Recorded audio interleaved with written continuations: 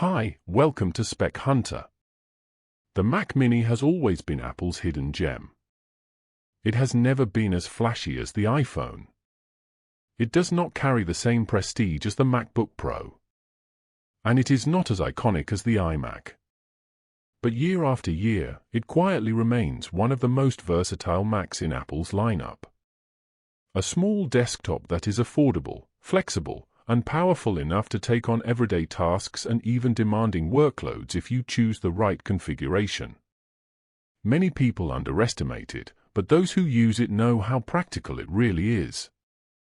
Now, it looks like the next chapter is coming. Reports suggest that Apple is working on the M5 Mac Mini. Recently, Apple insider Marco Zivic uncovered device identifiers for two models. One for a standard Mac Mini with the M5 chip and another for a version powered by the M5 Pro chip. If that information is accurate, it means Apple is once again preparing two versions, much like it did with the M4 and M4 Pro models. That may sound like the obvious move, but with Apple, nothing is guaranteed. We have seen Apple skip entire chip generations before. The Mac Mini never received the M3 or M3 Pro. It went straight from the M2 Pro versions to the redesigned M4 generation. That's why these identifiers are meaningful. They show Apple is keeping the Mac Mini in step with the rest of the Mac family instead of leaving it behind.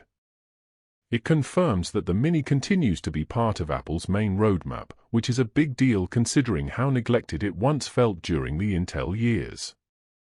But if you are expecting the M5 Mac Mini to bring groundbreaking performance, you may need to adjust your expectations.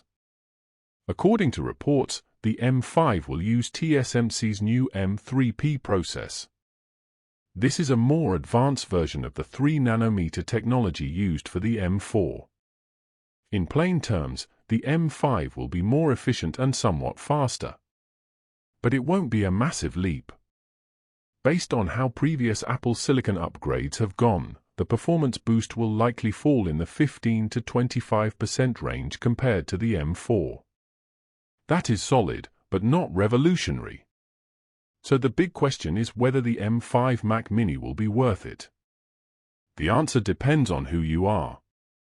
If you work in areas like 3D rendering, 8K video editing, machine learning, or simulations, then even small boosts in performance can save valuable time.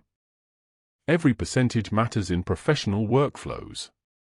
But for everyday usage, such as browsing, writing, coding, video calls, or light creative work, that 15 to 25% increase is not going to change your daily experience. If you already own an M4 Mac Mini, or even an M2 or M2 Pro, you won't suddenly feel left behind when the M5 arrives. And that brings us to the most exciting part. The real story with the M5 may not be about its chip at all, but about what it does to the M4's price. We are already seeing discounts in the US. The base M4 Mac Mini launched at $599 with 16 GB of RAM and 256 GB of storage. That was already aggressive for Apple. But now, it has dropped to $499 at some retailers, and with the M5 on the way, the price is expected to fall even further. That is fantastic news for budget-conscious buyers. The M4 Mac Mini is not a bad machine by any means. In fact, it is one of the best value Macs Apple has ever made. It introduced a brand new design in 2024, the first redesign since 2010. Apple made it smaller, sleeker, and more practical. For the first time, it added front-facing USB-C ports, a simple but very useful upgrade. The Pro models also included Thunderbolt 5 support, giving professionals access to extremely fast connections for drives and displays. All of this made the M4 generation a big leap forward. The truth is, the M4 is already powerful enough for most users. For the average consumer, the M4 delivers 90% of what the M5 will offer. And once the prices drop further, that makes it the smarter buy for most people. Unless you absolutely need the cutting-edge performance of the M5, such as for heavy creative work, you are better off saving money and choosing the M4. That said, the M5 will still have its audience. The M5 Pro version will likely appeal to professionals who want workstation-level performance in a tiny and quiet box. It is perfect for people who want serious computing power but do not want to step up to the much larger and more expensive Mac Studio. For them, the M5 Pro Mini could be a sweet spot. But for the general audience, the main benefit of the M5 is what it does to the M4's pricing. Apple rarely cuts the official price of older Macs, but retailers almost always do.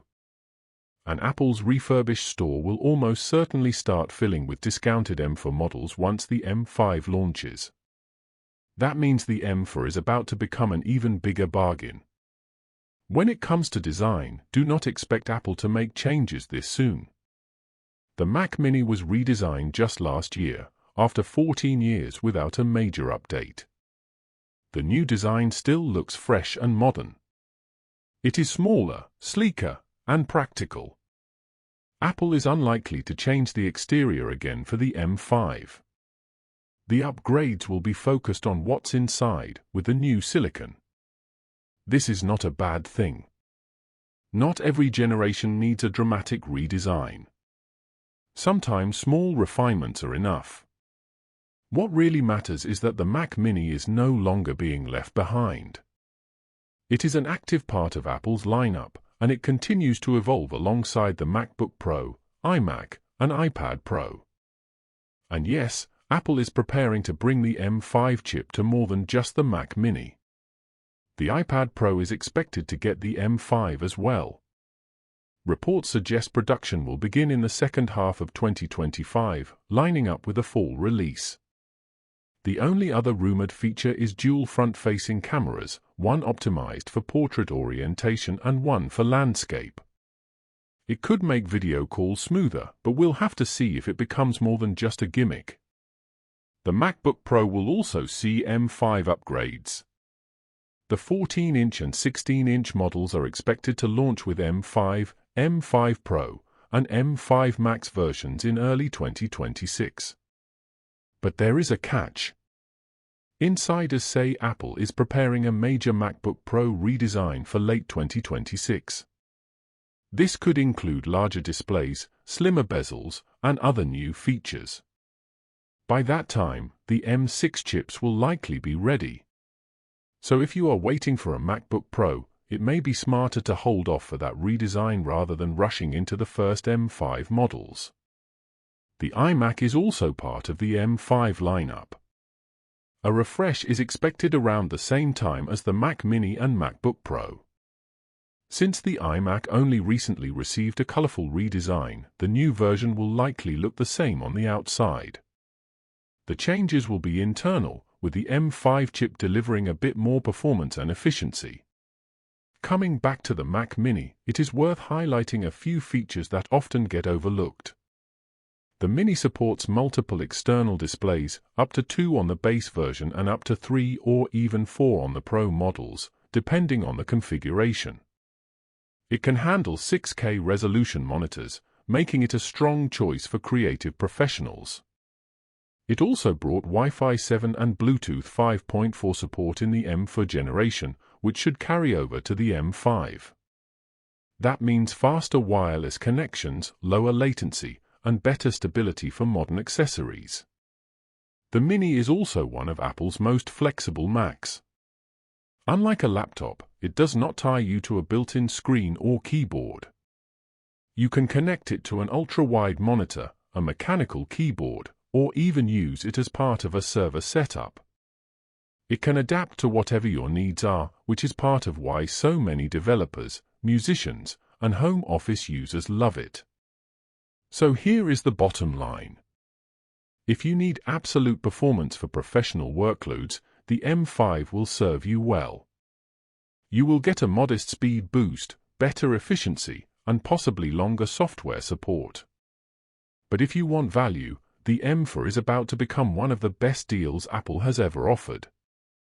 With discounts already showing up, the M4 will deliver nearly the same experience at a much lower cost.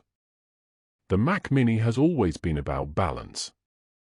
It has never been the flashiest Mac, but it quietly delivers incredible value.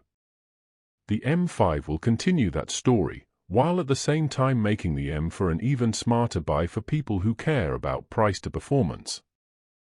Thanks for watching. Would you pay extra for the M5, or would you rather grab the M4 at a discount? Let me know in the comments. And if you enjoyed this breakdown, don't forget to like the video, subscribe to the channel, and press the bell icon so you don't miss future updates on Apple's next big releases.